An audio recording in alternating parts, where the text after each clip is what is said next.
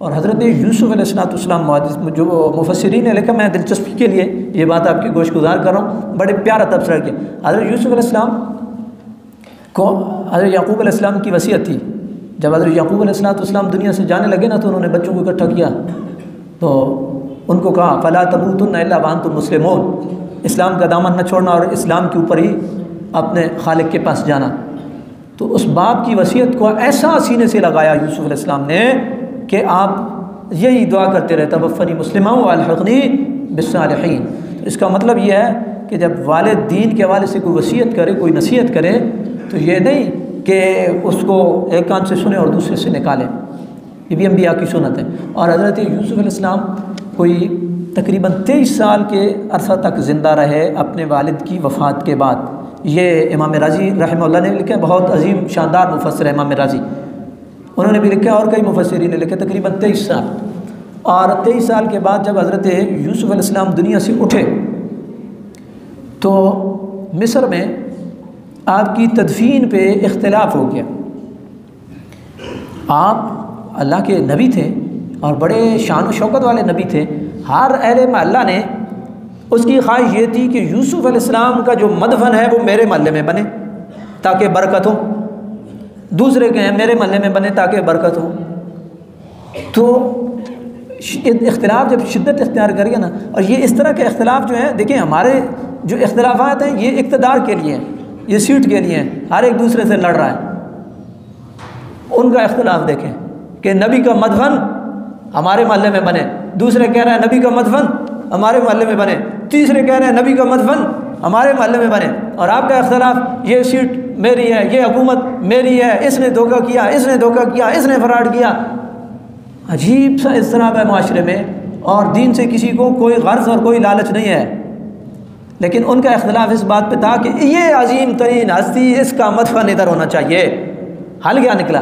मुफस्सिरीन लिखते हैं उन्होंने एक ताबूत में बंद करके हज़रत यूसुफ़ अलैहिस्सलाम जो है उनका जो मदफन बनाया वो दरिया नील के किनारे पे बनाया, ताकि नील का पानी उस ताबूत को लग करके पूरा नील मुतबरक हो और पूरा मिस्र जो है उस बरकत से क्या करे, फ़ायदा उठाए।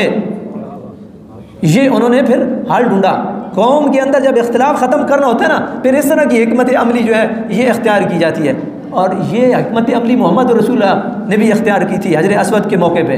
हमारे यहाँ तो ना कोई नबी सियासत को पढ़ता है, ना कोई खिलाफत को पढ़ता है, ना कोई उस तरफ जाता है, बल्कि अपनी जो है वो जोड़ और तोड़ के अंदर लोग मसरूफ़ हैं। तो नबी करीम अलैहिस्सलाम की भी मैंने आपके, तो ये हज़रत यूसुफ़ अलैहिस्सलाम की तदफीन। फिर और आपको वहाँ से निकाला किसने? बाद में हज़रत मूसा अलैहिस्सलाम ने निकाल करके जहाँ आपके आबाओ अजदाद शाम के अंदर दफन थे, फिर वहाँ पे मुंतकिल किया हज़रत यूसुफ़ अलैहिस्सलाम को। नबी करीम अलैहिस्सलाम की एक दुआ है, हुज़ूर नबी पाक सल्लल्लाहु अलैहि वसल्लम आप एक दुआ मांगते थे, अल्लाहुम्मा तवफ़्फ़ना मुस्लिमीना व अहयिना मुस्लिमीना व अल्हिक़ना बिस्सालिहीना गैर ख़ज़ाया वला मफ़्तूनीना।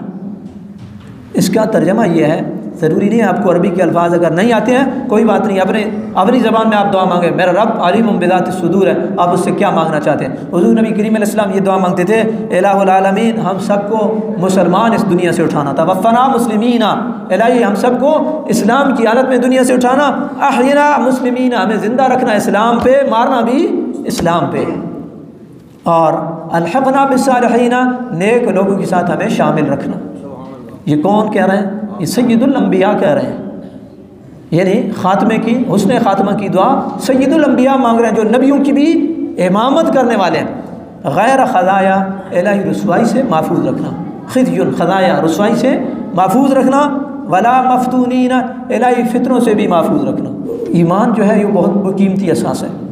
बरादरान इस्लाम, अल्लाह रब्बुल आलमीन की बारगाह में ये दुआ है, मेरा रब हम सब का ईमान सलामत रखे और इस दुनिया से उठें तो ईमान की हालत में उठें। आमीन।